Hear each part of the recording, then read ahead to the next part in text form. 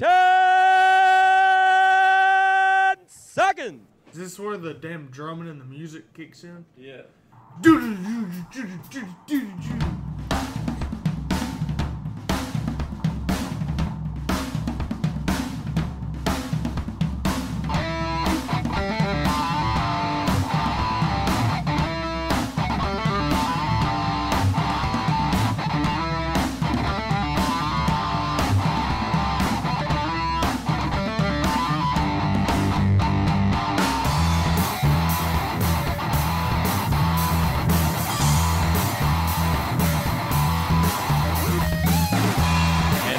Good evening, all you cool cats and kittens.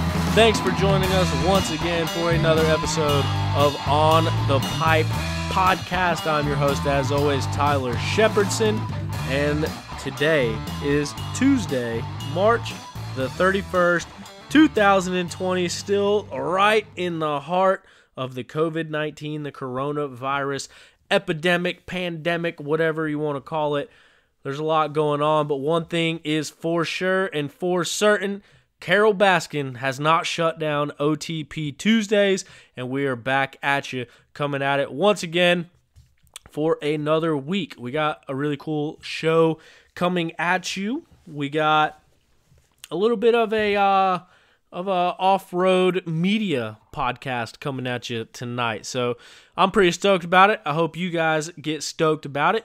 But if you're new to the podcast, thank you very much for joining us. If you're a regular, if you listen to all these podcasts, bless your soul. Welcome back. Thank you so much. I appreciate everyone that tunes in and listens to this podcast. I also want to say a big thank you to our intro music. Our intro music was performed by former 250 Supercross West Coast champion Justin Hill.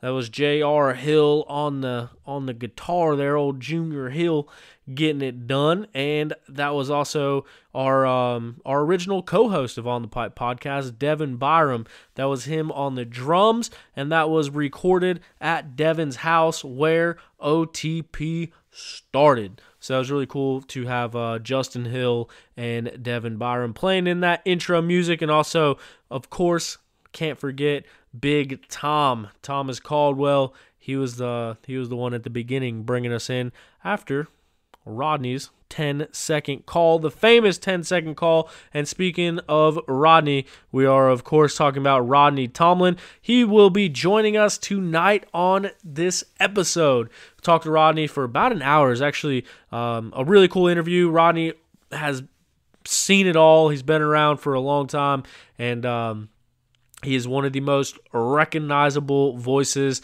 that you will all hear if you have anything to do with dirt bikes or four-wheelers. And then we also got Mikey Waynes, the podium presentation king himself. You see him on the GNCC podiums. He also, as he talks about, he travels around with Supercross and does some marketing. Used to be for Kawasaki. Now he's doing it for Toyota. So he joins us on the show as well. And I say that it is a little bit of off-road media podcast because obviously you're listening right now. OTP. We're actually changing it to Only Tigers podcast because I was obsessed with Tiger King. So, this might be the last episode about dirt bikes. We're going to switch things over to big cats after this one. But, so OTP, obviously, you guys listen. You know this one. Appreciate you listening. We also, as I mentioned, Mikey and Rodney, both commentators for Racer TV, the GNCCs. Mikey and David Quillen, I think is his name, DQ. They have their show, the Bottleneck Live Show. So Mikey will be on. He'll talk about that. And then Rodney has been doing quad radio for quite some time now, but now he has another show called the 10 Seconds Off-Road XC Cast, I think is what he's going with. So he joins us and talks about that a bit at the end. But couple cool interviews and seeing into their perspectives going on this evening. So it's going to be a good episode. Obviously, not any racing going on, so it's kind of hard to talk about racing when there is no racing. But that doesn't mean we don't have news. The GNCC, they reached out, and from now on, I think they'll be releasing it tomorrow, or if you're listening to this on Wednesday, then it's today.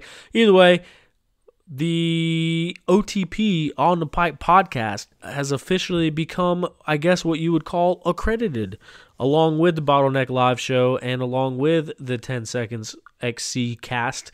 GNCC, they are putting a link to all of our shows on their website, and they will help promote via their social media and their website. So that is absolute awesome news. This thing, I mean, we're all in off-road. We all like off-road. We all like dirt bikes.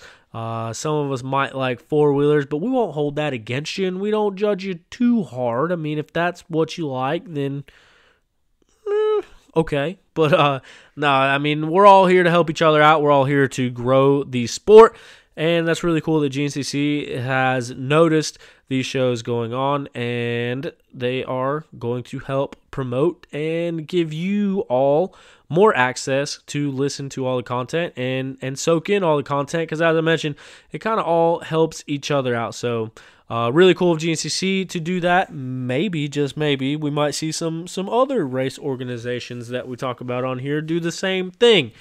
But I don't know. Anyway, that's where we stand with that. So that is awesome news. Other news going on. I don't have coronavirus as of now, but more and more people are getting it. It is becoming more and more of an issue. For me, it's still business as usual. If anything, I'm actually a little bit more busy during this whole thing.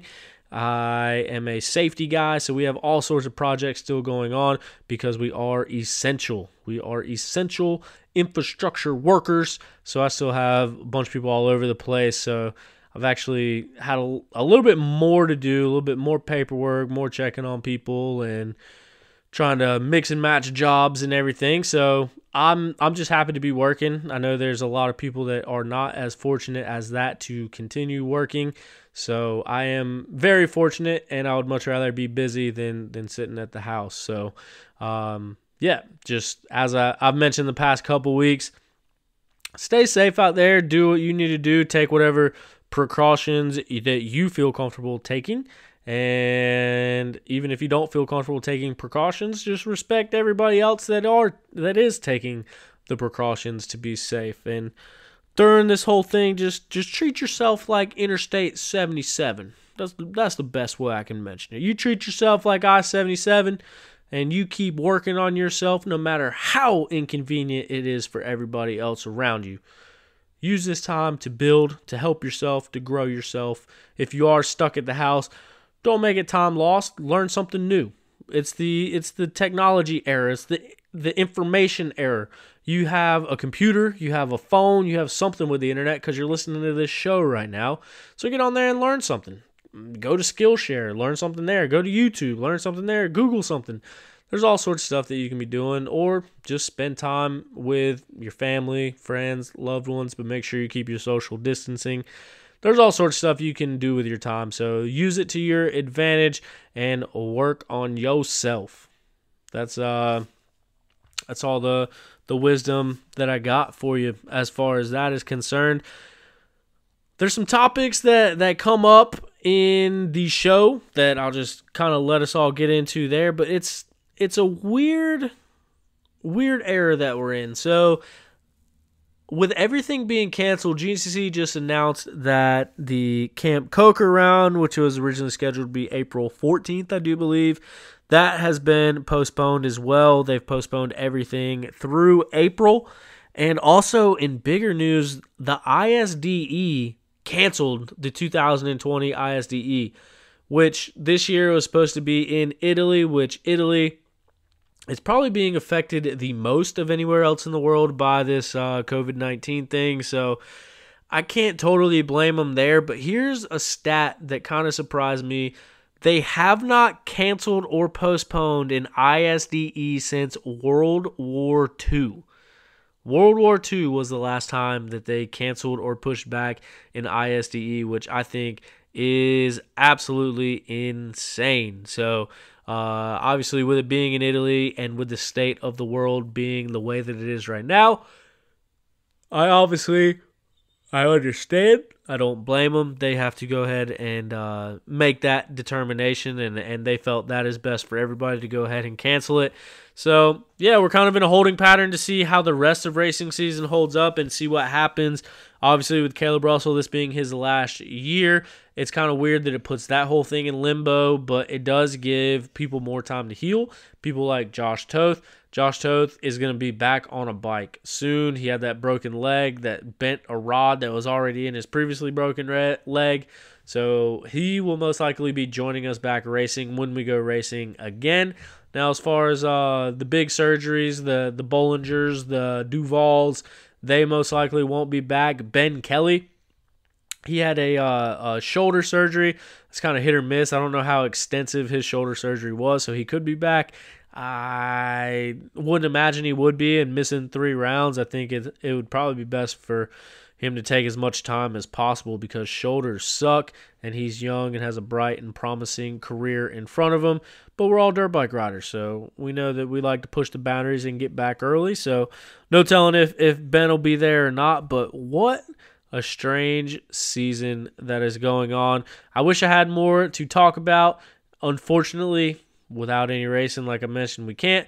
So going forward, we're going to do, my plan is to do themed episodes each week. So maybe do some trainers 1 week. So an OTP Tuesday with some trainers that are helping these top riders get in the physical shape to go for 3 hours. We've talked to Brody Johnson and Jonathan Johnson, and their trainer is Jacob Fetty. So talk to him. We're going to have him on the show one of these weeks. Maybe do a mechanics show 1 week. So we'll talk to some of the top mechanics in the game.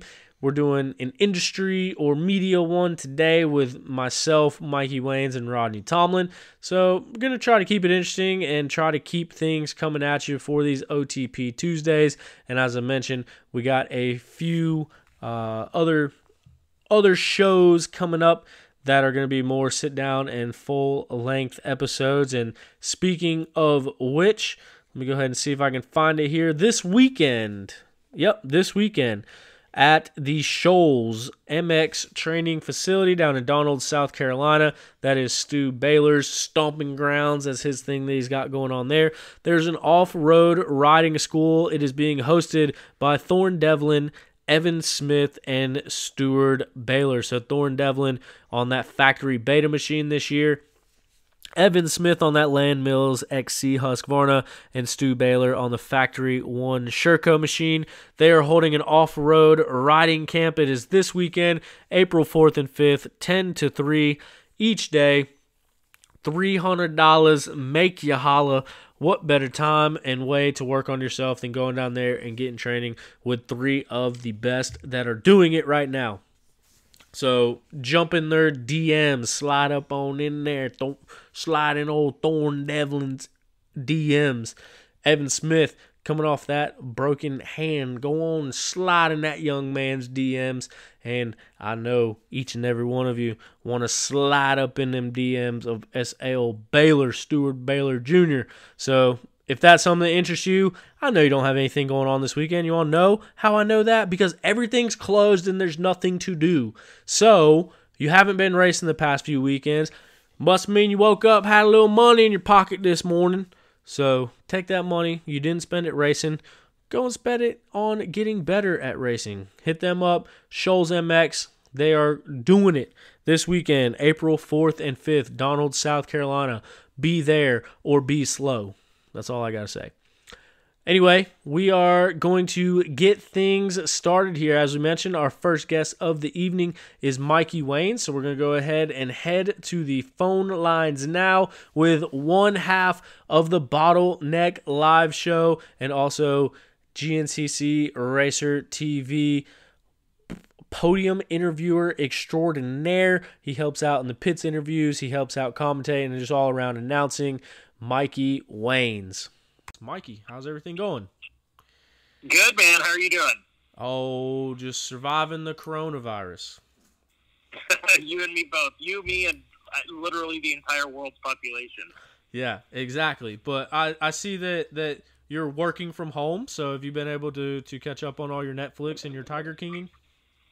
Dude, I binge watched. Sadly, I should have been at Steel Creek. We should have been at the GNCC, and sadly, I spent an entire Saturday watching a very fabulous guy talk about tigers for, 6 hours? It was miserable. So Friday, I went and rode with my buddy. I think you know him, Dustin Simpson. He's been on the XC3 podium. Jesus on the dirt bike. Jesus. Exactly. Me, him, and Trevor Barrett and a couple other guys were riding Friday, and I had a pretty bad crash. But then Dustin was just going on and on and on about Tiger King, and he's like, dude, you have to watch it. And so I spent all day Saturday, watched the whole season. It was without a doubt just garbage television that you couldn't turn away from. Exactly. It was like a train wreck. You couldn't look away. Yeah. But Carol definitely killed her husband and fed him to a tiger. Yeah, 100%. I heard that they've reopened some kind of reward for information about him. So, yeah. Oh, yeah, I saw that. It's like a 20-something-year-old cold case that they're digging up now. Oh, my God. But you know what? It got all of us talking about it. I mean, we do racing podcasts, and we're talking about tigers. That's just the world we live in now. Yeah, well, I guess OTP officially now stands for Only Tigers Podcast. So that's perfect. You got to capitalize. With no racing in the foreseeable future, this is just becoming big cat heavy. But terrible. Man, we'll get right into it. I mean, you and I are kind of we started off together at Racer TV at GNCC. You made it longer than I did. So when Megawatt stepped down, they were hiring a new announcer. They hired you. I kind of came in and was filling stuff in, but I think we both kind of started on the same day at Big Buck the year that Stu won it, and I don't know about you, but it was a little overwhelming for me. That was my first gig announcing of any sort, and kind of got thrown right into the mix with the biggest one out there. But how did you get started? Because I know you announced some other races beforehand. What got you picking up a microphone for the first time, and when did that happen? So I actually did stand-up comedy. I did some open mic nights. Did really well. But I was in my early 20s, and I really wanted to pursue it bad, but I'd been married for a couple of years, and just sitting down talking to my wife, I'm like, oh, I don't think that's probably the best idea for me, because it's late nights, it's going to the bar after you're done at the club. I was like, this is a marriage ender if I pursue this. So kind of gave up on that. Never really anticipated getting back on the mic. I ride street with my buddies. I never was a big dirt guy, probably because I'm terrible at it. But they were. They loved racing local off-road XC races. And my wife actually got, excuse me, my wife actually got a gig as a trophy girl for one of the local race series. And my buddies, their wives did it as well. So I would go to the races with them, and I would be their pit crew, which is a really fancy way of saying I would drink a case of PBR on a Saturday and help fuel their bikes when they came in. So real great stuff. They ended up doing a YouTube channel, and they needed some help. The local race series needed some help on the mic. They said, hey, you know about racing, you know enough to be dangerous at least. You got mic experience. Will you interview our Pee Wee riders? It's like, yeah, sure. So I did it. I absolutely freaking butchered it. I was messing up kids' names, which I still do. But it's not my fault. Some of these kids have 10 syllables in their last name. So yeah. But started with the micro interviews, and then that led into basically looking at the scoring computer like we do at a GNCC, giving race rundowns, and then that went into podium interviews. Did that for about 3 years, and then saw the GNCC gig like you did. I thought, man, that'd be pretty cool, and just sort of cast it off like not a shot in hell at that. And then several of the people from Indiana that race started tagging Chelsea Taylor, and they're like, you gotta give Mikey a shot. So yeah, I got the gig basically because my friends here in Indiana just annoyed the hell out of Chelsea Taylor. Well, so she finally listened, and now I'm here. Now I know the key to success. Same thing with me. Like I sat there the whole entire time, and I had been racing GNCC for a while at that point, and I was like, man, I've always kind of wanted to do something like that, but there's no chance they're even going to talk to me. And then on the last day, like the day it was closing, I messaged Bolton, and I was like, hey, man, like, do you think they'd even talk to me if I put it in? He's like, oh, put in an application to see. And then Chelsea actually called me. So it's weird how things work out. But, I mean, you've become a mainstay there. I mean, on the broadcast, doing all the podium interviews. What has been your journey in the past 3 years of doing it? I mean, what have you seen as far as your own growth or getting more comfortable with it? I mean, how's that journey been since being involved with GNCC? It's definitely fun, and without a doubt has opened up some pretty awesome doors and opportunities. I've always tried to, like, I love commentating the races, but without a doubt, I think the podium interviews always kind of stood out to me as my favorite part, just seeing that success of a rider, whether it's the kids or if it's guys like Caleb Russell. It's just cool to be around, I guess, riders that are succeeding and doing well. It's an energy that's, I mean, I know you've experienced it too. It's an energy that's kind of indescribable. It's the closest I'll ever get to being a rock star is being up on that podium and feeding off the crowd and feeding off the energy of the riders when they lose their minds for them. It's just something else that's cool. So as far as opportunities, it actually opened up for Supercross. I had obviously worked for GNCC for a season, and a friend of mine worked for a company called Podium Marketing out of Colorado, out of Denver, and they needed an MC for Kawasaki. They were doing the basically a fan experience at Supercross for the Z125s, which Kawasaki's Grom. They're awesome. If nobody's ever rode one, definitely do it. They're freaking fun. So I got to MC that, and they lost the Feld Entertainment, ended up taking Kawasaki back, and I thought, oh crap, well there goes Supercross. It was 1 year, but it was fun, got to see a lot of states. And then the girl that MC'd for Toyota got a job in broadcast for like a news station, and she couldn't do it anymore. It was like a conflict of interest with her contract. So they called me up again. They're like, hey, come do Toyota. I said, absolutely. So get to travel with Supercross. Been to a lot of states, been to a lot of stadiums, get to be there right on the starting gate for a lot of them. Obviously, everybody knows that follows Supercross. They do, Toyota does like the halftime show.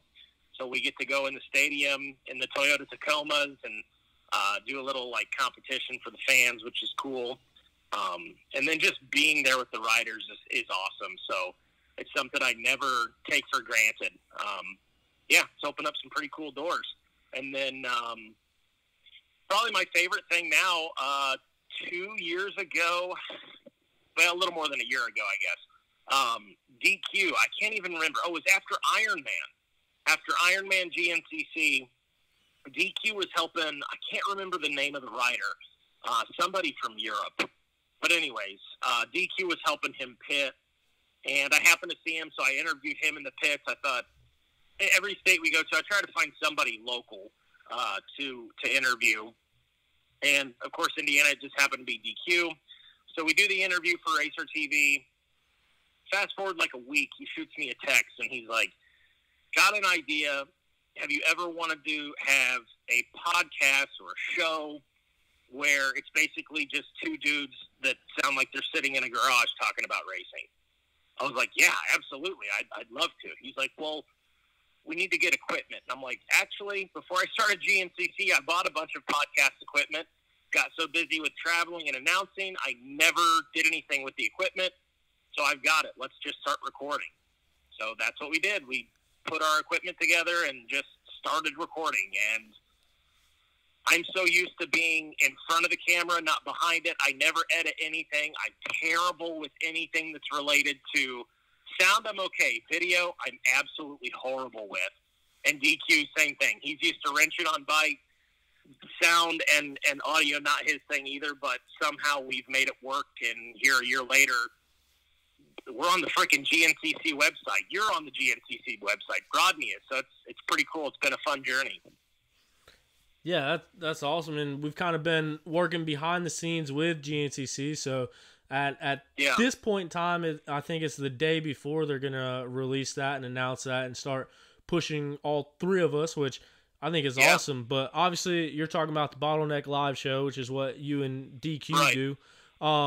And real quick, where can the folks go to listen to Bottleneck Live?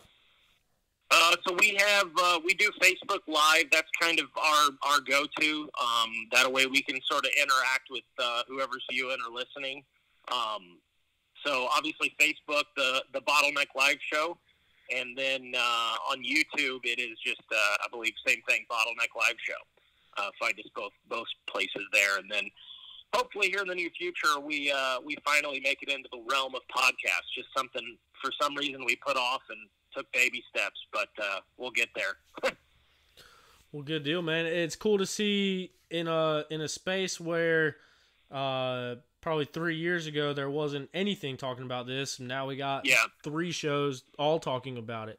So it's cool that I think each one of us has our own little flavor, and each one of us has our own way of doing things, but I think it all benefits the same cause, which is bringing more eyeballs to off-road racing, and hopefully at the end bringing more bikes to the starting line. Yeah, exactly. I couldn't agree more. I've had, and I'm sure you've had the same thing, I had a few people that would kind of, obviously that don't know myself or don't know you that well, but they would ask, what do you think about your competition in Tyler Shepherdson and Rodney Tomblin show? And I'm like, dude, what are you talking about? Like, we literally all 3 of us, we share notes all the time. We give, this works for us, what's working for you guys. Like, I don't know if people just think that, because we're in the industry of competing, that we want to compete against each other, but as much, attention as we can draw to XC racing or to just racing in general, the better. Like, we're all about it. Yeah, and that's the thing. I mean, none of us would have anything without the riders or without the racing or without the people listening. And if anything, especially now with GNCC getting on board with it as well, which I think is completely awesome on their part. Because, I mean, at the end of the day, we're talking about them and their riders. And I really think that this is going to kind of help everybody. But it's also like getting each other on and talking and sharing the information like you were mentioning. It kind of cross-pollinates and shares my viewers with you and your viewers with Rodney and Rodney viewers with me. And I think it really all works in tandem and will help grow everything. Yeah, you're exactly right. And I think we all 3 bring, like you said, we bring something different to the table. And it's one of those things that, maybe somebody doesn't like listening to Rodney and they love listening to your show, or maybe they like listen to us. They don't, you know what I mean? So it gives people the opportunity to kind of pick and choose what they want to listen to. Or my recommendation, and I'm sure yours and sure Rodney's, is listen to all of them. Give us all a shot, so that, because like you said, we all bring something different and a different angle. We could literally interview the same rider or talk about the same race, and you guys are going to pick up things that we didn't pick up. We'll pick up things Rodney didn't, and he's going to figure out things, that we didn't bring up. So it's cool to hear the different perspectives. I love it. Yeah, absolutely. And,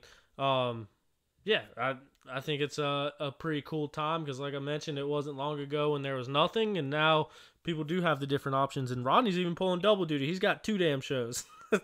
I know. Good Lord. I don't know how the hell he does. We can barely function with 1.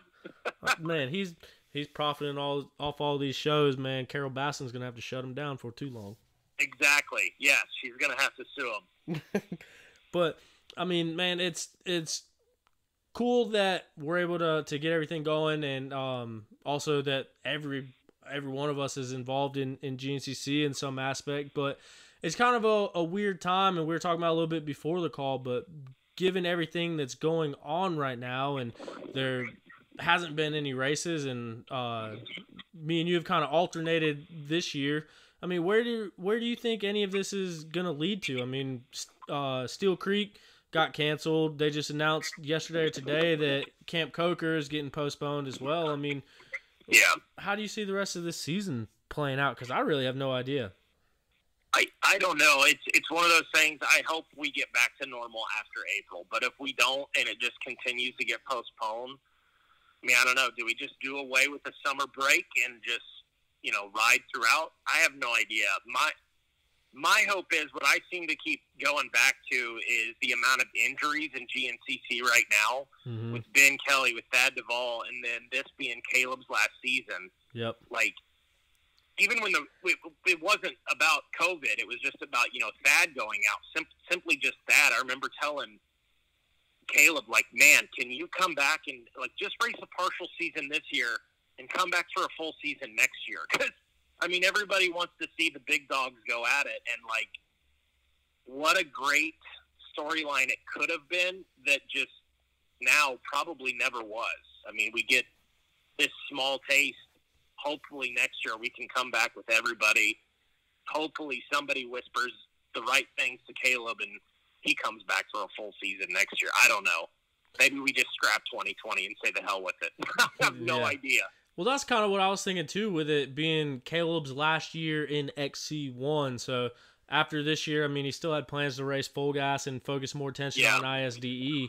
But yeah, I mean, if it ends up with some type of limited or short schedule, is that going to be satisfying enough for Caleb to call it quits? And also, I was actually looking at it, and if Caleb won all 13 rounds this season, that would put him one race win under the all-time record for bikes and ATV wins. That's insane. So I wonder if that will play a role in it at all either. Like, I wonder if that's something that he has on his mind that he wants to accomplish. Yeah, you might be right, man, because those first 3 rounds, he was, just insane.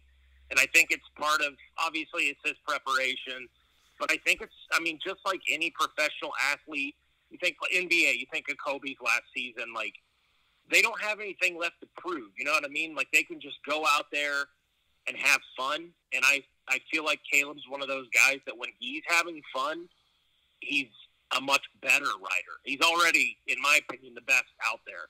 But when he's having fun, he excels so much more.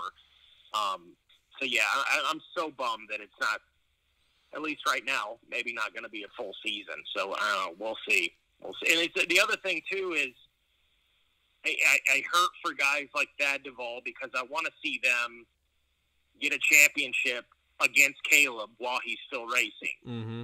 It's almost the same thing on the Supercross level. If Eli Tomac wins the championship this year, everybody's going to say, yeah, but it was only a partial season. If somehow they end up running a couple more rounds, but not a full season, and Ken Roxon gets it, they'll say the same thing. And it kind of sucks that a guy like Thad may not get that shot. I want to see Thad get that shot against Caleb for a full season, but, he's got to stay healthy. And maybe we get that opportunity next year, maybe not, I don't know. And see, what I was kind of thinking with the Thad thing, and I don't even know if I've talked about this out loud or in a public format anyway, but Thad hurt his knee with 2 rounds to go last year, which is when Ben Kelly stepped up and won the last 2 rounds of the season. And I know he was adamant about not getting surgery then and wanting to rest and have it healed so he could get ready for the beginning of this season. I wonder if he would have had surgery back when it happened, if 1, he would have been ready to go by the beginning of the season anyway, and 2, if he wasn't ready by then, now we've got this whole big old COVID break where he would have definitely been ready by the end of this break. Yeah. And been able to go up there and challenge. So I wonder if that weighs into him at all. And then same thing with Trevor Bollinger, he comes out and gets hurt the National Enduro. I mean, he led laps last year, and it's just it was shaping up to be an awesome season. And then with Ben going down, Thad going down, Trevor going down, Toth going down, kind of changed the layout. It's crazy. It was wild to be in what was it, Florida? I've lost track now. Yeah, in Florida, and there be one bike in the Rockstar Husky pits. It's just it wasn't right. It didn't feel right. It was weird. Yeah, and then that's when that was Craig DeLong's first race. Craig DeLong, yeah. So I don't know, man. All I know is this is really weird and something that we've never seen before. And I know they had one rain date scheduled for Loretta's, but now we've missed two. But also the ISDE got canceled, so yeah, that's huge. I was talking to DQ last night, and I was like, man, it's serious when they literally just say postponed to 2021.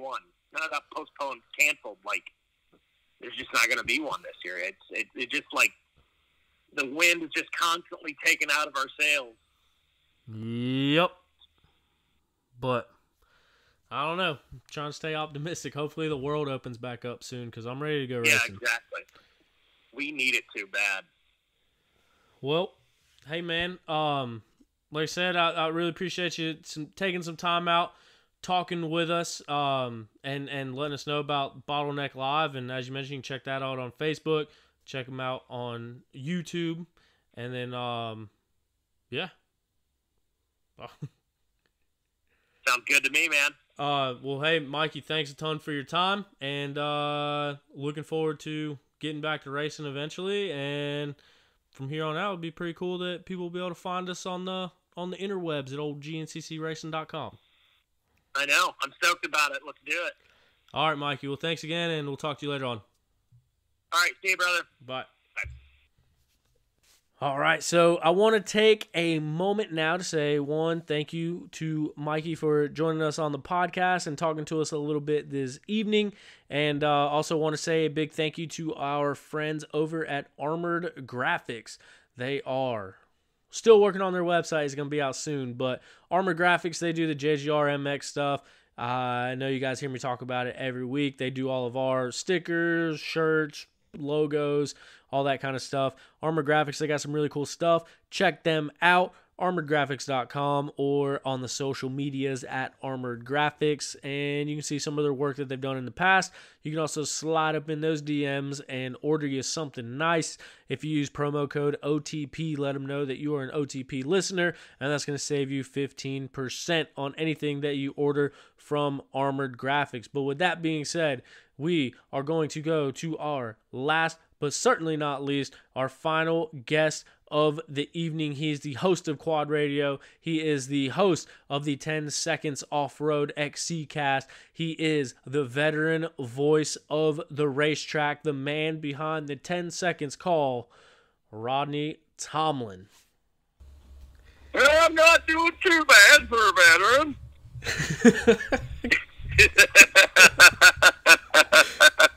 Veteran? You make me sound like I'm from the Civil War or something. I guess with my goatee, I kind of look like it, though. Anyway, don't I? What's going on, T-Chef? Man, what was it like announcing races before motors were invented? Well, I tell you, whenever it was one horsepower, it was certainly, cross-country was certainly a different beast, to say the least. So, I mean, really, there's a whole bunch of years of stuff to talk about, but first of all, I mean, how did it all get started? When did you come on with GNCC, and how did that transition come about for you to end up announcing? Well, it all started, I was working in radio with a buddy of mine. A lot of people have probably heard the story. I went to a race in Marion, Ohio in 93, and then in 94, I went and, I helped with my buddy in 93, and then 94, I did it myself, and then I ended up leaving the radio station and went to work just as a temporary thing in between jobs with the local promoter doing like county fair races and the spring series and stuff like that. And, I don't know, man. I just woke up the other day and it's been like 25, 26 years later, and I'm like, what? So did you have in reality, the way the GNCC got started, I think it was 96, 94, 95, I did a lot of the Ohio stuff and traveled around Ohio, and I kept hearing about, Loretta Lynn's, get your national ranking. You always see these riders and stuff, they'd come back with like a 1 in or a 5 in or a 26 in or whatever it was, the national ranking was. And I got a call, to come down and check things out at Loretta's from a buddy of mine, so I might be able to do some announcing. So, long story short, I got in, I announced at Loretta's, and Big Dave really dug what was going on. He liked my style, and he and I went for a walk, and we had some talks, and he just he had me. I want you to come to Steel City. You got to come to some of the GNCCs. You got to go to Big Buck. You got to go to Ironman. You got to come to Florida.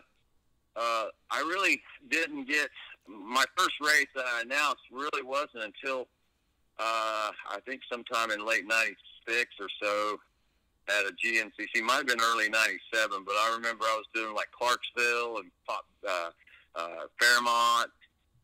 Parkersburg was the first race that I ever went to.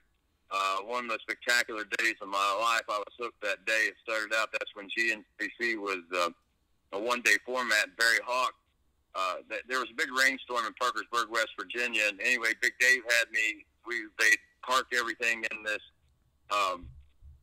like a manufacturing company's parking lot. They weren't working on the weekend. They said, well, you can use this for the pits. And obviously GNCC was small enough at that time that they could do that. So we set up the finish line, the pits and everything right there in that parking lot.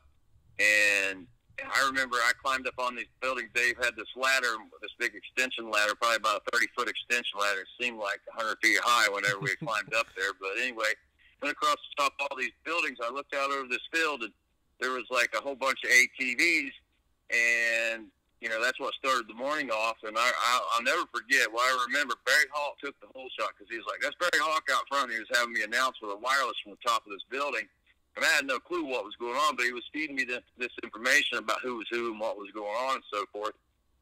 And so, anyway, when they took off, it looked like a jet ski race going up through there. They were in a field of water. It's probably 3 or 4 inches deep, and there were rooster tails flying.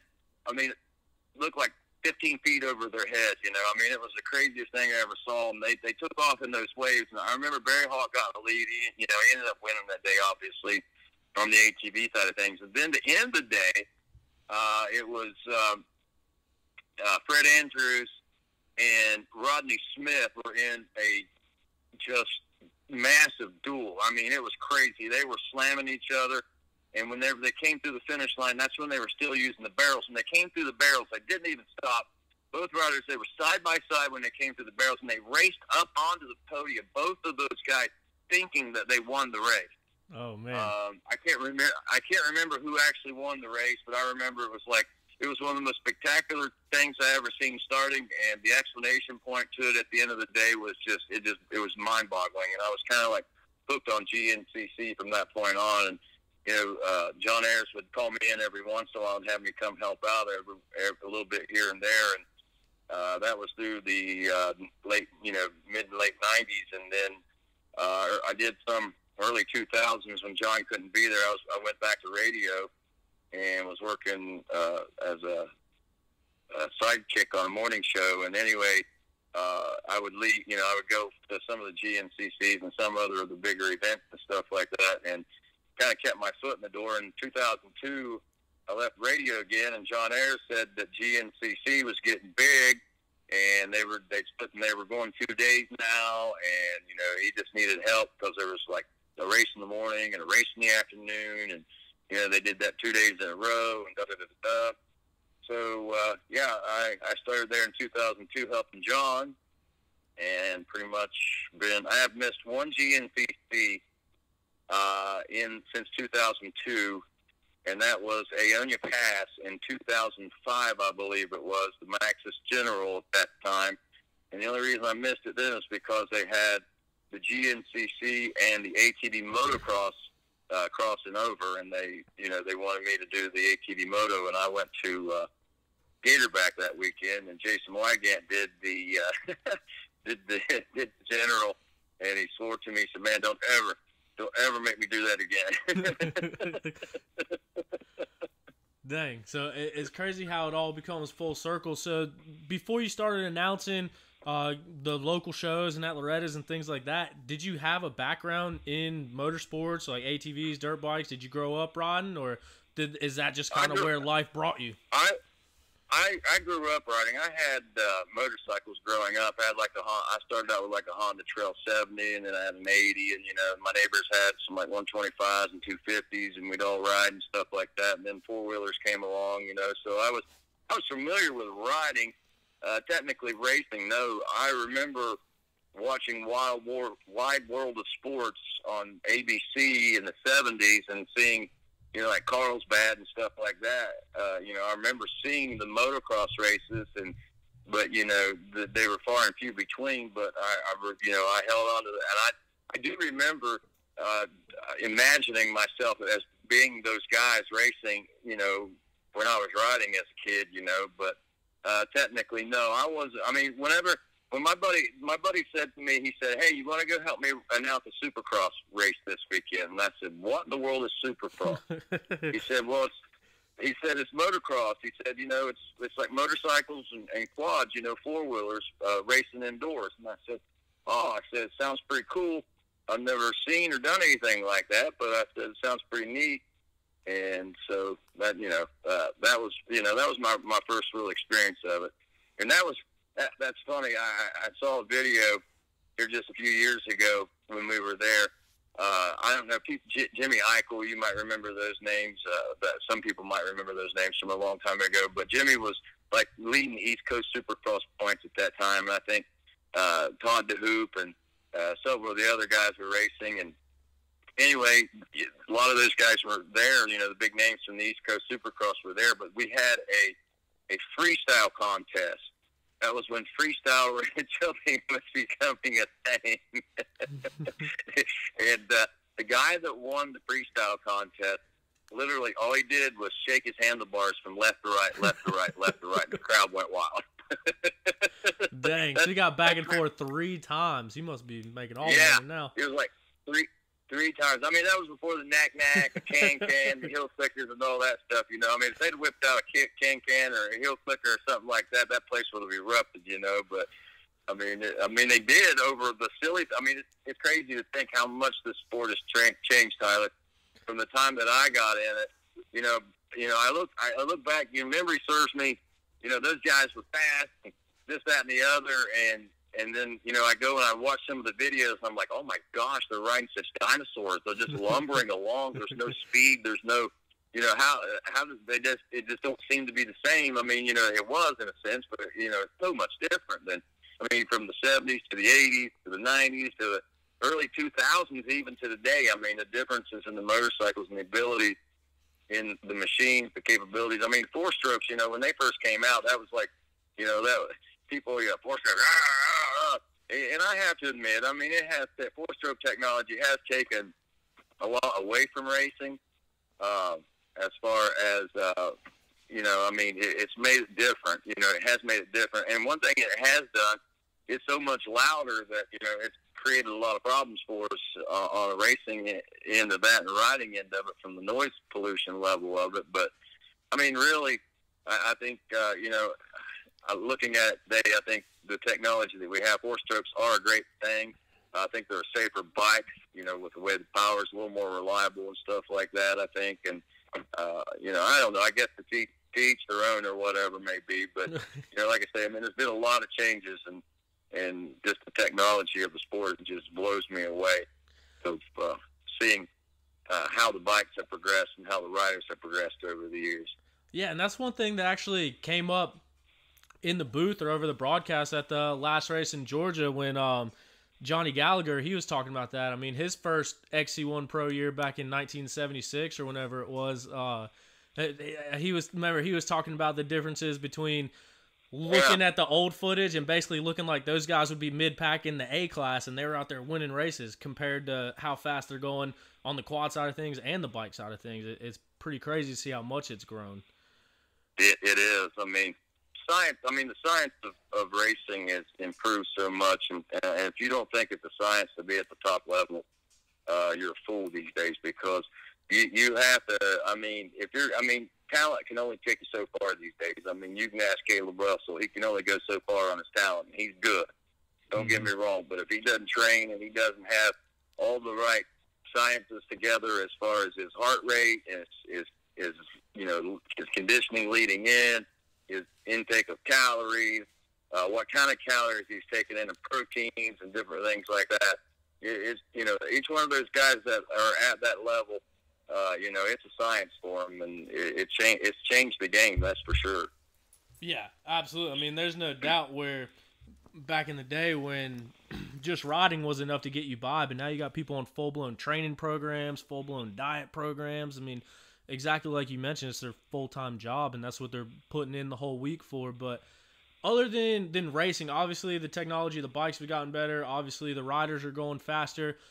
What about as far as like the crowd standpoint, or the atmosphere, the environment at the GNCCs? How, if any, has that changed from back in the early 2000s to now? Like, is the fans and how much they get into it and the turnouts, and have you seen that go up, or has it kind of been the same mud fleas back then as there is now? Well, it's funny. I mean, it's grown a lot. There's a core group of what you call the mud fleas and the original, backbone of GNCC racing that still lives and breathes in amongst all the, I don't want to call it commercialization, but we are starting to see a lot of that, you know what I mean? But I think the mindset of a lot of the people are still a lot of the same. I think everybody, that comes out is out for a good time.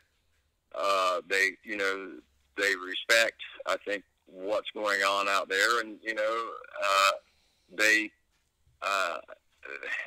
it's something you fall in love with. I mean, it's funny, people from all walks of life, from wherever, whatever, wherever they're from, all around the globe. I mean, they seem to fall in love with it. As far as what I've seen and what I've noticed, GNCC, I think it's kind of always carried a worldwide recognition, especially from the days of the Blackwater. The Blackwater really, I think, helped propel that. Once the GNCC, once Blackwater was gone, GNCC was kind of, a few years there in a law or whatever of the big race, so to speak, that would draw, that I think got the attention of the world. But I think as time went on and more people started coming out and racing started growing, and I think that, that people basically, it became very recognizable. I mean, it was world recognized already, but I think it became world known.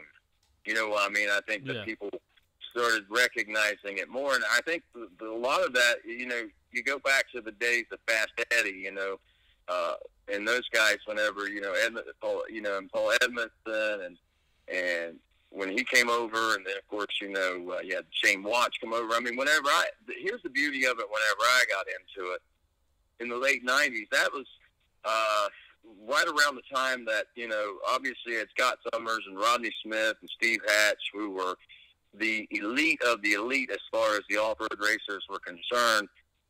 They had the training programs back then, as far as training coming from the motocross side of things. But then all of a sudden, Shane Watts, who is a world champion, decides he wants to contest the GNCC, and he comes over here, and good Lord, man, I mean, he waxed the guys. I mean, there's no doubt about it. I mean, he brought, I think, an eye-opener to the series itself, because I think, we got complacent in our abilities and our talents, and, we thought, we're the best and nobody's going to be able to beat us, come to our soil and we'll show you how it's done, and that kind of things. And then, Shane does it, and then all of a sudden, the eyes of the rest of the world recognize, hey, there's an opening to go, get a little spotlight. And then, you start seeing more and more people come over and try to do it. But what Shane did is he lit a fire under everybody. I mean, maybe not as much the people he was racing with that day, but you had a whole generation of racers that were coming up behind Shane Watt that witnessed what he did, saw what he did, saw what it took, and they were all like, all of a sudden, everybody respected Rodney Smith and everybody respected Scott Summers and wanted to be like those guys, but now they want to be like Shane. They want to ride like Shane Watt. They want to be able to do that. What does it take to do that? Yeah. So, that was the game. As far as I'm concerned, that was the big game changer for me. What I recognize is when Shane Watts came in. And after Shane brought the eyes of the world onto it, it has slowly grown and gotten bigger. And I mentioned the word commercialization there just a few moments ago. And I hate to say that because, man, I watched professional motocross do the same thing. I've seen, in Supercross, it's to a point where, me personally, I enjoy a good Supercross race, but it's so commercialized, it's not fun anymore for me to work those events. You know what I mean? And motocross, the same thing. I really enjoy a good motocross, but it's so commercialized anymore. And that's one thing that I always liked about GNCC. But when you got the kind of growth that we've got, and you got the kind of recognition that we've got, you're going to see some of that commercialization coming in. The beauty of it is, though, is that I think that our core group of people are grounded enough that we're not going to let, no matter how commercialized things get, we're not going to let it get too far out of hand. And one way that I think that we've been able to achieve that, and I say hats off to the Coombs and Racer Productions for keeping this idea alive, is that open pro pit thing where people can just walk up and talk to the pros like they're normal people, and the pros, I applaud them for, being accessible not only at the at their trucks, but out on the trails and stuff. Whenever what other sport, what other genre of any kind of thing that you do? If there are any, there are not many that are like GNCC as far as the professional level and the general crowd there. So I think that's one thing that's really going to help us in that part of commercialization. But the whole thing, with TV, with live racer TV coverage, it's only getting better and better in my opinion, and I think the crowds are only going to get better and better. If you look at all the sales statistics right now, that's where everybody's going. They're going off-road. There's, for whatever reason, whether they like the safety aspect of it, they like the no bullshit aspect of it, because, as much as I love motocross, it does get a little bit hairy sometimes, even at the local level, and then when you try to advance to the more national levels, then it gets really crappy there, it gets, I don't want to say crappy, but, it gets a little bit more cutthroat, I guess would be the word to say.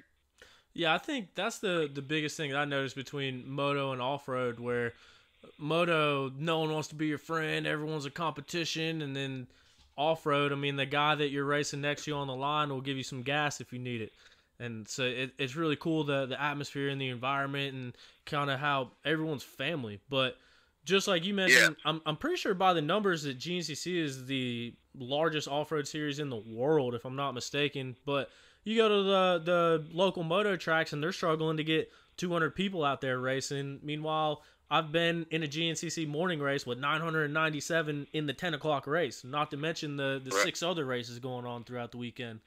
So it's just cool to see how much it's grown and how big it's all getting. And, you have really seen that more than most people in being in it for so long and watching it become what it is now. Yeah, and the beauty of it is, no matter how big it gets, Tyler, it goes back, I think, to, and I knew Dave only for a short time in his life, but some of the things that he instilled in me is amazing. And, the one thing that, he always a fair advantage for everybody, that's what, he always wanted was a fair advantage for any and everybody. And he wanted anybody, and that's the beauty of the GNCC, he wanted anybody to feel, anybody that wanted to do it, feel like they wanted to try it, that they could actually go out and do it and be competitive, or to be competitive against another man on the track, another racer, or whether it be just against themselves in the track itself. He wanted to give that opportunity for people to go out and do it. And you don't know, the beauty of that is, man, you don't know how many people I've seen, that have never raced anything like this before. And, when they come off the track, the smile that they have and, the feeling of accomplishment that they get from racing, maybe their first ever GNCC or their first ever big race or the toughest race they've ever raced. You know, I've talked to people at Snowshoe, you know, that say, I just came here because I just wanted to see if I could complete one lap here. Yeah. I just wanted to see if I could complete one lap, you know, and I made two, you know, and I'm not talking people who drove down from around, you know, Brush Creek or, you know, down Wayne County or something like that, West Virginia, or, you know, even down in Virginia. I'm talking about people that came from halfway around the world, you know, Chile and Europe and different places like that, just to try it one time. I just want to go one lap. Mm-hmm. So, I mean, it's really neat what GNCC brings, and it gives. It's the beauty. You can go out there and race on the same track, and depending on what class you're in, at the same time as the elite racers in the world. Yep. You know, I mean, that's the beauty of that, I think, and I think, you know, that's the beauty. That's what I like about GNCC and how it's held true to what Big Dave started it out as. And what I like about the scoring system is everybody's time is zeroed out. And, you know, I mean, it's not going to happen, or it hasn't happened very often. I mean, you could probably go back over the history of maybe in the early days to find something crazy, but some guy from back on row number 9 might be able to take the overall someday if things work out in his favor, you know? Yeah, absolutely. And I think that's one of the coolest parts, too, because I got into off-road, I got into the sport, I got into everything a little bit later than most, especially the people that have been racing since they were 5 or 6 years old. But just like you were talking about earlier, I can't go out and throw a football with Tom Brady. I can't go play one-on-one with LeBron James. I mean, even in our sport on dirt bikes, if Jason Anderson and Cooper Webb and all those guys and Dean Wilson, they all show up to a track, they're going to shut the track down to the public, and you can't even go ride with those guys. But GNCC, right, you can be on the same starting grid as, I mean, Caleb is the most dominant rider in GNCC bike history. You can go line up next to him or behind him and race. And I think that's a really cool part of GNCC. Yeah, I totally agree. I mean, that way you can say, you know, that you did it. You know, I raced against him. I raced with so-and-so, you know. He passed me, but, you know, he lapped me, but I was racing on the same track as he was. But, you know, that's the beauty. I love it. And, you know, and I think, I don't know, I've watched, you know, I've been a part of GNCC, like I said, since like 96, 97, and every year it gets better, it seems like. I know that this past, I gotta say hats off to Racer TV, Adam Gordon, our producer down there. The team that he is bringing together and the way that it's cohesing together right now. I know Griff Potter's a big part of that. Dan Reinhardt's a big part of that. And, you know, several other folks are key parts of that. But, you know, what we've been able to do with Racer TV coverage and what they've been able to do, I shouldn't take any of the credit. All I do is watch the monitor. But those guys do an amazing job. I like to feel like I'm part of the team and pat those guys on the back. But, you know, I mean, they do a heck of a job. And, you know, you were there. You were in the booth. I saw more GNCC in Georgia than I've seen probably total combined racing yeah. of GNCC in my 20-plus years of being around. Yeah, hands down, that is the most on-screen action that I think anybody's ever seen over a broadcast. That was awesome. I mean, granted, we had the perfect storm there, no leaves on the trees, and, you know, I mean, that time of the year, there were a lot of great things. That drone footage was just spectacular, there's no doubt about it. But, I mean, and that's another thing that's changed. I mean, shoot, dude, when we first started, I mean, I remember these guys coming out with they had a big, like 50, 60-pound camera they were lugging on their shoulder, and they had another 60-pound case they had strapped around their back that had a tape recorder in it. They were going out and recording just little segments of it. You know, Dave Despain and Art Ekman and those guys would show up and just little clippets and snippets here and there, you know, and you'd see them on ESPN or whatever, something like that. But I mean, the coverage of GNCC is just, in my opinion, unprecedented, at least so far in 2020. I mean, the coverage has been stepped up. I mean, we've fought.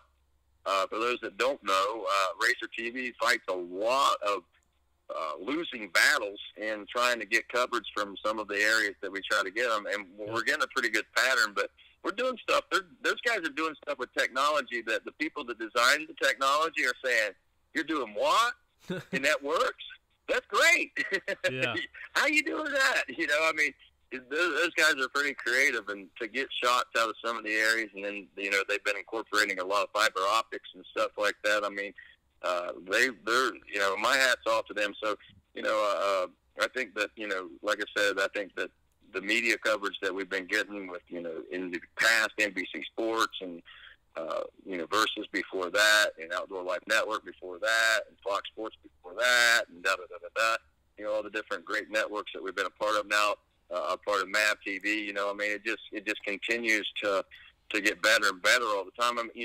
Some people say, why are you going to MAV TV instead of NBC Sports? Well, the beauty of it is we get replay after replay after replay that's played over and over, and we're going to get actually both episodes of motorcycles and ATVs exposed to the racing population. People that tune in specifically to MAV TV because they're racing enthusiasts, and they're going to have a great chance to do that. So, I think that we're going to.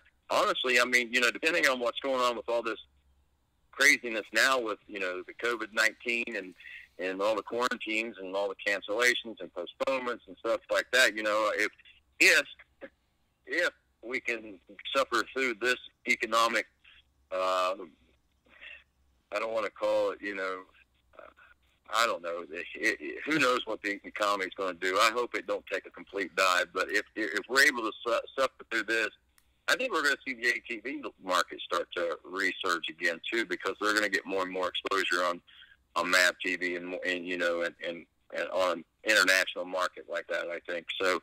I think that's something that we're going to see. I think the last few years, UTVs have taken away quite a bit from the ATV market, but I've noticed on the local market, we're seeing a lot of kids, especially on the moto side of things, and I think even in the wood side of things, seeing a lot of 50s and a lot of those 90s and stuff start to make their way to the racetracks. And though that may be 5, 6, 8, 10 years down the road before we'll see them trickling up to the bigger bikes, I think, we got some things to look forward to on the ATV side of things, even though I know this isn't an ATV show, but I mean, that is GNCC. That's part of it. Oh, yeah.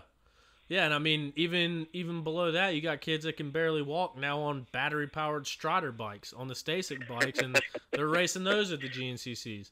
So they're starting young, and now KTM's making a 50 that's electric. So kids are getting into those straight off the electric Strider bikes, and it's pretty crazy to see what the next generation of talent is going to bring in. And kind of like you mentioned with that whole MAV TV thing, I think that's only going to be more exposure, because right now Racer TV and the broadcast, it's kind of destination TV where people are tuning in specifically for that, where as MAV TV, as they're rerunning highlight shows throughout the day, and it's quads and bikes, people can just stumble upon that, and it may be somebody that never went to a GNCC. They see that, and then all of a sudden they're on GNCCRacing.com and find out that there's a race an hour down the road from them. So it is cool, and kind of like you mentioned with the whole the coverage, it's insane how much the Racer TV coverage has gotten, because Supercross, you're hardwiring into networks in the middle of downtown cities and stadiums. There's nothing to it. We're out in an alfalfa field 45 minutes from the closest interstate with no cell phone signal, trying to make a TV show happen. Right. Yep. It's a miracle almost every time it happens, man. It's a miracle of technology. There's no doubt. And I think, and I hope that people listen to this that are critical of the coverage that is, that's because it's been hit and miss over the last few years. We've made some big strides, and we've fallen a couple of times, stumbled a few times. I don't think that Racer TV has fallen, so to speak, but have not done it as well as what we have at other times. But consistency, we're starting to see that, on that end of it.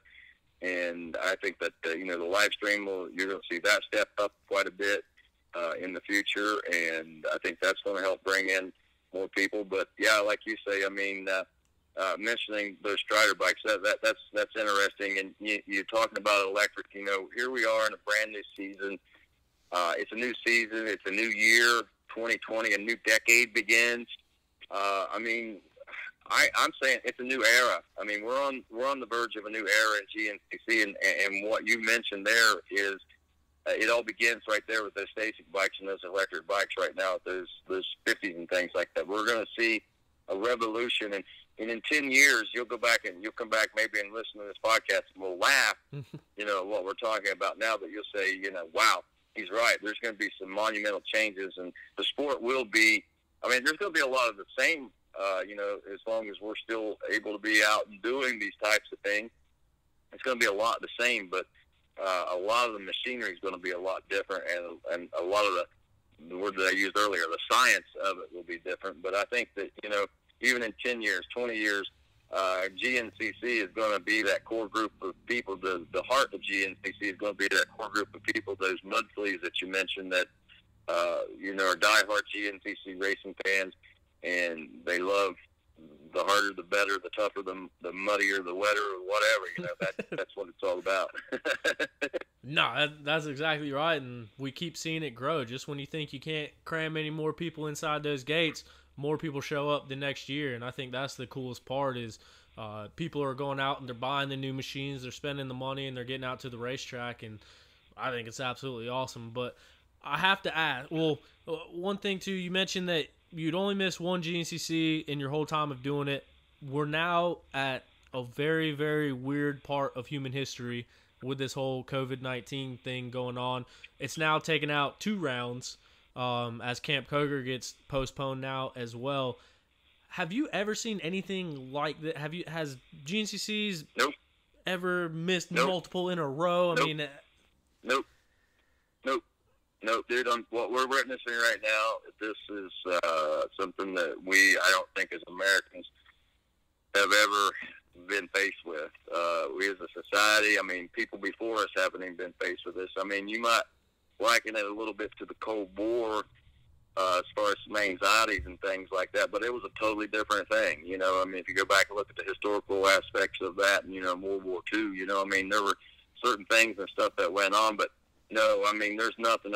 We've never dealt, and it's not only as Americans, but on a global situation. Dude, this is catastrophic. I've never read the headlines like what I read when we were in Florida. Started noticing headlines when we were in Florida, and then when we got to Georgia, every day, there was it was just, I couldn't believe each headline, the way it read, and how bone-chilling it was. This is stuff that you see in movies. This is not stuff that, we're really supposed to be seeing. This is supposed to be fantasy. This isn't supposed to be reality, but unfortunately we're faced with this. And, I'm freaking out. And I don't think I'm the only one. I'm trying not to. I'm trying to live as normal, but I'm not going anywhere. I do have to go to the store and grab milk and soda and bread, and but I try to in and out and try to stay and out as much as away from people as much as possible, and it's changed my whole way of life. And not only that, I'm looking at it from an economic standpoint. Like you said, there's 2 races.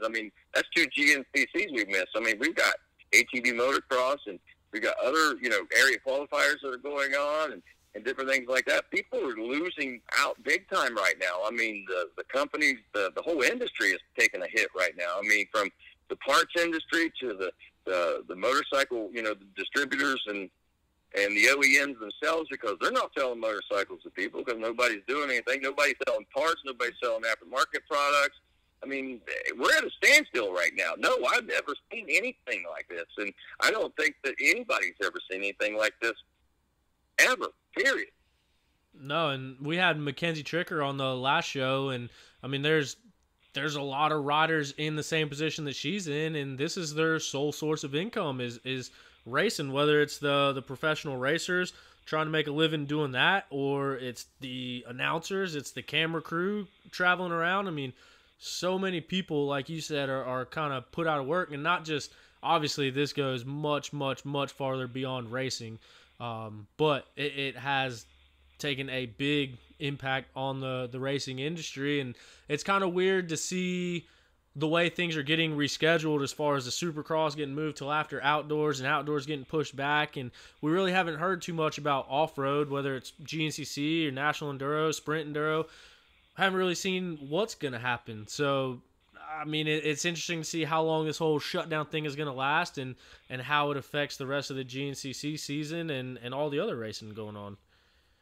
Yeah, and I mean, and as scary as it is, I mean, hopefully there's an end in sight. I don't think it's going to be like world ending or anything like that. It's just scary. It's scary what something this, and I don't want to put it in this respect, but I mean, it's major, but I'm sure there are more worse things that could be going on right now than COVID-19. You know what I mean? So let's just put it in, okay, this is a minor aspect, and we expect this to be gone by, say, midsummer or, whatever, completely out, hopefully it'll be gone. We won't have to be worrying about all this stuff, and things will get back to normal and so forth. But, I mean, what happens if something worse happens? Yeah. How are we going to recover from that? I mean, this ought to be an eye-opening situation and scenario for not only Americans, but people in general.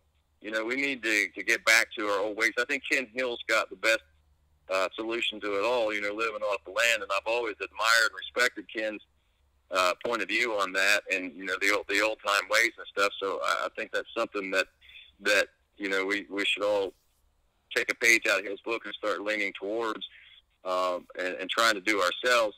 But I will say, and I am one of those people. I'll try to leave this on a positive note, because I always like to look for the silver lining. You know what I mean? Mm-hmm. Yep. We are blessed right now with a great opportunity as people to slow down, to stop for a minute, to really put things into perspective and see just exactly what is important in not only our lives, but in lives and people around us, are in our lives, because I mean, we're so fast paced. We're always going, and we kind of lose track of things. I think that it's been a while, and a lot of people are going stir crazy, and I've seen a lot of people out, families doing things that you normally haven't seen families do in a while. It almost looks like the 1970s again or something. When I was growing up as a kid, families, moms and dads out in the yard playing ball together and walking around, parks or, wherever together. And that's neat. And I think if we take this opportunity that we're given and reconnect with ourselves and with the people around us, I think that we'll become better people out of it. And I think that we can make something good out of a bad situation. And I just hope that I, along with everybody else, can keep that in mind and make that happen. Yeah, I mean, I couldn't have said it any better myself. You're exactly right, and it's kind of interesting that it came to this for people to be able to realize it. But just like you said, I hope now that people have seen this and they've gone through it, that it can bring back some of that understanding and just get people back down to earth and really know what the important things are, where it's not necessarily going out to the bars versus staying in and spending that quality time you're talking about. Right. And you know what? I mean, as far as the money lost, the time lost as far as projects that we're working on, we'll catch it up. We'll make it up, or we'll never know it was gone. I mean, this is really, I mean, if we just look at it as a gift from God, an opportunity to kind of reset and recharge our batteries and go out with life, into life with a different and more positive attitude, we'll be good. Now, I just got to take my medicine and follow my advice there. Yeah, that's this whole thing. Just for me, it just made me realize how vulnerable everyone is, but especially me too. When you start talking about Ken living off the land and all that, like, this isn't as bad as it could be. Like you mentioned, like if everything shut down and there was no grocery store open or anything like that, I mean, who knows what half these people would do? I don't know what I would do. But I'd be done, dude. I mean, I got a bunch of beans and a bunch of rice that I got stored up, but I don't like beans and rice that well, man. It'd be kind of tough to just eat beans and rice. You know what I mean? Yeah, exactly. But well, let's put it this way. I'm growing a garden this year. I'm going back. I haven't canned vegetables since I was a kid. My dad and my mom used to do it all the time, and I remember going down in the basement. You know, we didn't hardly buy any vegetables from the store because we had it all canned. I want that again. I'm going to make that happen again at my house, and I hope that helps me in the future. That'll at least appease my mind a little bit if something like this ever happens again. Yeah, and same thing with me. My only saving grace or confidence I had was I got deer in the freezer, so that could at least last me a little bit, and I know where the rest of them are. So if it came to worse, yeah, I got a bunch of them around my place, so I ain't gonna go without meat. Man, last question I want to ask you, and I really appreciate you taking the time to talk here.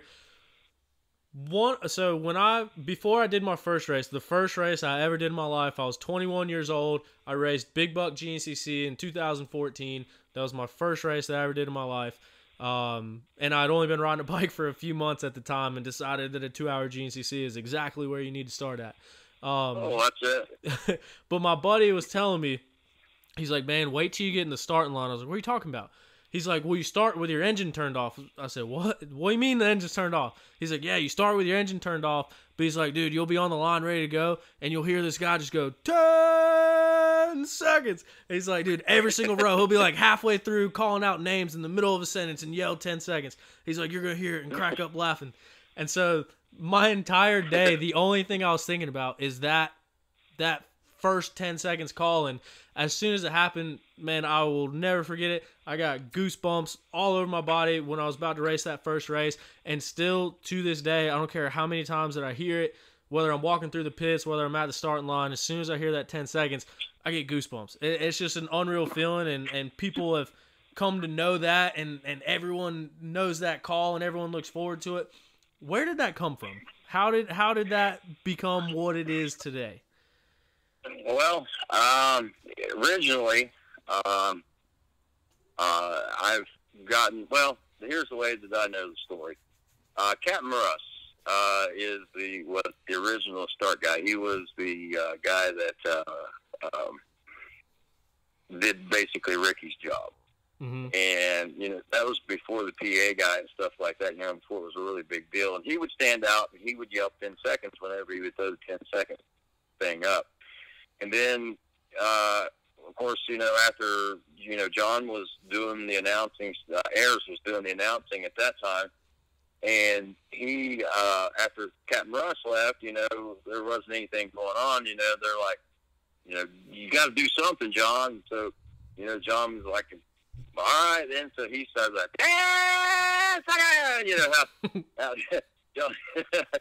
John Ayers did it, and I sounded like a little Chinese guy, but that's not how John Ayers did it. But anyway, John did it, and I remember him telling me, he's like, yeah, you're going to have to do this. You're going to have to start doing some of these starts. Because all I did was, in 2002 and 2003, all I was doing was just like the announcing part of it. John would do the starts, and then I would do the announcing, kind of like what Mikey does now, sort of. And so anyway, and I'm like, man, I don't want to do that. I don't want to do that. Really, I got to do that? Yeah, you got to do that. All right. So I think I did it a few times, and I didn't do it. And they were like, you got to do it. I was like, what? Come on, really? You know, I did it a few times, and, you know, I finally got to the thing, and, you know, at first I didn't know how to do it. You know, it was just like, you know, you do the 10 seconds or whatever, and I don't know, I got into a rhythm and a pattern, and it just be kind of, you know, it's just the way that I do it, I guess. It stands out more than the others, because it was funny, you know, Carrie Jo Russell, we were talking about it a few years ago, and she said something about it. Somebody was saying something about the 10 seconds, and she said something about it. I said, well, that's not mine, technically. I said, I kind of like, you know, like in that, you know, that came from somebody else. I just kind of stole it or whatever. I didn't steal it, but, you know, I just used it because that's what I was supposed to do. And she said, nah, she said, they may have did it before you. She says, but you own it. You made it yours. Yeah. That made me feel good, you know what I mean, when she said that. So that is absolutely I was gonna say that's absolutely correct. That thing is often imitated, never duplicated. Been to a whole bunch of races, and I've heard a whole lot of 10 seconds calls from a lot of different people, and there's no other one other than yours. There's been a few. I'm trying to think. There's a chick that was doing them here. I think it was Becca Sheets. Oh. She whipped one off on me, and that girl could do it, man. I was like, wow, she pays attention. I didn't think that she even realized what I did as my job, you know. And she whipped one out on me there one day, and I was like, wow, Becca, that was pretty good. Dang. Oh, by the way, I do want to let folks know that before I do go, speaking that of 10 you seconds, mentioned Mackenzie Tricker. Mackenzie Trickers was on your show here on the Pipe here not too long ago. She will be on 10 Seconds, the XC Off-Road Cast coming up next week also. Actually, she is coming to Wellston, close to where I'm at. I'm supposed to meet up with her tomorrow. We're going to be keeping our social distance, of course. Absolutely. But I'm going to stand in one room. I'm going to set a camera up in one room, and then I'm going to have her go in there, and then I'm going to go into another room, and we'll do it from different rooms, and then I'll sterilize everything. You know, I'm just kidding.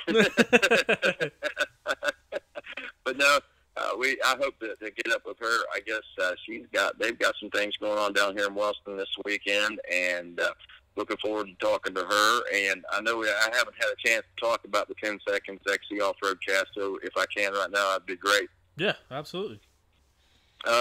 Basically, it's something that I started. Obviously, you got the On the Pipe thing going.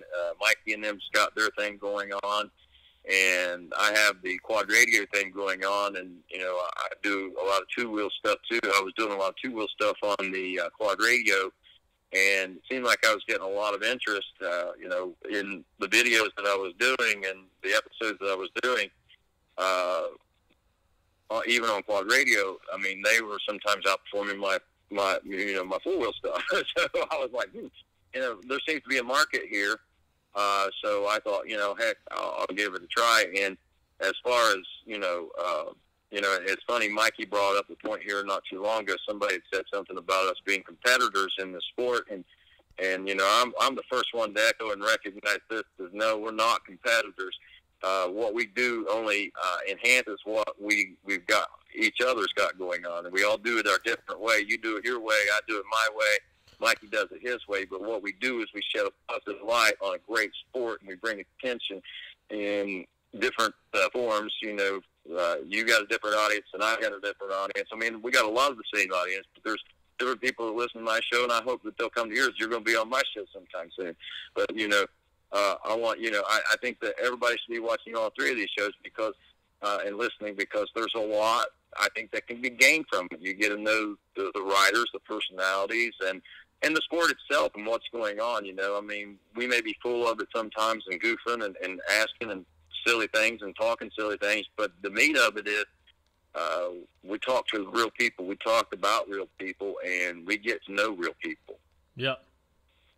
Yeah, absolutely. And my whole thing when I started this was to bring more eyeballs and a bigger spotlight onto the riders and everyone out there going out and competing, because racing for 3 hours between some trees as fast as you can, whether you're on four wheels or two wheels, is high risk. It's not easy, and these riders are dedicating their lives to it, and I feel like they weren't getting the exposure that they really deserved. And just like you mentioned, by all three of us putting out shows and getting it out there more, I really hope to grow the sport in that aspect as well. And like you said, all three of us working in tandem together, and even GNCC took notice of that, and hopefully there'll be some pretty cool stuff coming out on their end about all three of our shows tomorrow. Yeah, exactly. I know they've been talking to me. They're real supportive of what we're doing. You know, obviously it's something that we each individually do as separate of GNCC, but we all have one common goal in mind, and that is to shed a positive light on the people, on the sport, and, you know, and try to bring more people to it. You know, I mean, more people that are there, the more chance of my job's going to stick around, the more people that are there. So I want more and more people to keep coming. in my opinion. So that's what I'm going to be continuing to work toward, and I hope you all do too. And also, 10seconds.cool. I got that website. I thought that was the coolest thing. Then 10seconds.com was already taken, and 10seconds.this. And I just seen this. I seen this .cool, and I was like, no way. How cool would that be? 10seconds.cool. I mean, that would fit my personality, I think, better than anybody. So 10seconds.cool on the World Wide Web, which will be having links for the Bottleneck Live and for the On the Pipe podcast, as well as my quad radio stuff if anybody's interested in four-wheeler action too. So you'll be able to go on there. It's going to be kind of like a network hub, I guess you will, is what I'm going to try to build it as for everybody to be able to utilize. They'll click on a page and it'll go to your stuff, and they'll click on a page, it'll go to Mikey's stuff, and it'll go to my stuff, and so it should work out. And anybody else that's got anything going on, I know there's some pretty cool video spots out there. What is it? John South has got the On One Wheel, I think, or somebody like that. We'll be doing some stuff like that with those. So anybody and everybody, I just, I want to create a hub where everybody can go and just listen to, watch, and feel like they're a part of something really cool. Awesome, and that's a great vision. So, 10 seconds. Where can you watch that at now? Where can you go and check out your? Right now, I'm just doing it. So I'm trying this YouTube thing. When I first started out with Quad Radio, I used to get some major numbers from all over the world with YouTube, and obviously that was before Facebook. And I work Quad Radio with Facebook, and I've done SoundCloud, and I've done different things over the years. But right now, I have settled into basically I'm utilizing YouTube right now. As far I know it's podcast format, but for whatever reason, I can't get away from the video end of it, looking at somebody's face for whatever reason. Yep. but I got a face for radio. That's why I'm recording. Me too, honestly. But I'll be ripping all the audio and putting them up on a podcast site here pretty soon, because I mean they stand alone as a good audio cast, either way. But if you want to look, you can look. But right now I'm using YouTube. I'm using social media, basically the Instagram and Facebook and Twitter to promote with. It's all at 10 Seconds Cast. Is what I've got it under. That seemed to be the simplest thing. So at 10 Seconds Cast, it's 10 Seconds Cast. You can follow it on Instagram. You can follow it on Facebook. You can follow it on Twitter. And 10 Seconds Cast, I think, or on YouTube. Just it'll be pretty easy to find, I think. And then on the 10seconds.cool, all my videos are linked straight from YouTube onto that website anyway. So, you can navigate from there and go onto my YouTube channel, too, from 10seconds.cool. And as I get further along and as I have more and more time on my hands, I'll be making the site a little more proficient and able to follow on Facebook and Twitter and Instagram from right there on the 10seconds.cool site as well. I hear you, man. If you find out how to find any more of that free time, let me know, because that is my biggest struggle in life right now, is finding some time. But Rodney, man, sincerely, I wanna thank you for doing the show tonight and for coming on and everything that you've been doing and continue to do, including the 10 Seconds XC cast and all that good stuff. But also want to publicly say thank you once again. I know I've probably told you a million times by now, but thank you for all the role that you played in helping me get back in the booth at GNCC. I pretty firmly believe that wouldn't have been possible without you, so I really do appreciate that. And I appreciate you being there, man. You got a lot of good knowledge, man. I appreciate your insight. All right. Well, thanks again, man. Hope you enjoy the rest of the evening and stay safe from this whole virus thing going on. And we'll see you once racing resumes, whenever that may be. All right, buddy. Take care. All right. Bye, Rodney. So there you have it. Big thanks once again to Rodney Tomblin and Mikey Waynes, both of them joining us on tonight's podcast episode. And thank you all once again, I really appreciate everyone that tuned in and listened to the show. Check us out online on thepipepodcast.com or on the social medias at On The Pipe Podcast, Facebook On The Pipe Podcast, YouTube On The Pipe Podcast. We even got a TikTok. And our TikTok's blowing up a little bit. We got more followers on TikTok than anywhere else. So check us out there too. And check us out next week for another episode of OTP Tuesday. And you never know, you might see us pop up between now and then. Make your way down to the Shoals MX this week for a little training on April 4th and 5th. But as always, thank you guys and girls so much for listening tonight. We will talk to you next time on The Pipe Podcast.